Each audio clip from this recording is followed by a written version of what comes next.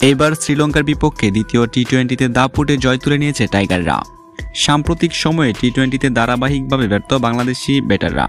অবশেষে সেই বৃত্ত থেকে বেরিয়ে আসলেন লিটন দাস ও শামীম হোসেনরা। তাতে 177 রানের পুঁজি পায় বাংলাদেশ। ব্যাটিংয়ের পর বোলিংয়েও দারুণ শুরু হয়েছে টাইগারদের। নতুন বলে বাংলাদেশকে ভালো শুরু এনে দেন দুই পেসার শরীফুল ইসলাম এবং মোহাম্মদ সাইফুদ্দিন। তাদের নিয়ন্ত্রিত বোলিংয়ে চাপে পড়ে আউটের শিকার হয়েছেন কুশল মেন্ডিস। 5 বলে 8 রান করেছেন তিনি। এরপরে যেন আগুন ঝরান বাংলাদেশি পেসাররা। পাওয়ার প্লের মধ্যেই তুলে নেন 4 উইকেট। 30 রানের মধ্যে টপ অর্ডারের 4 ব্যাটারকে হারিয়ে শুরুতে বিপাকে পড়ে লঙ্কান বাহিনীরা। এর আগে টস হেরে ব্যাট করতে নামে নির্ধারিত 20 ওভারে 7 উইকেট হারিয়ে 177 রান সংগ্রহ করে বাংলাদেশ। দলের হয়ে সর্বোচ্চ 76 রান করেন লিটন দাস। এছাড়া শামীম হোসেন পাটোয়ারি করেন 48 রান। তবে এই দিন বাংলাদেশের পক্ষে দুর্দান্ত বোলিং করেছেন শরীফুল ইসলাম, মোহাম্মদ সাইফুদ্দিন, মেহেদী হাসান মিরাজ এবং রিশাদ হোসেনরা। বাংলাদেশের এমন দাপটে জয়ে রীতিমতো হতাশ হয়েছে লঙ্কান লাখো ক্রিকেট ভক্ত সমর্থকেরা।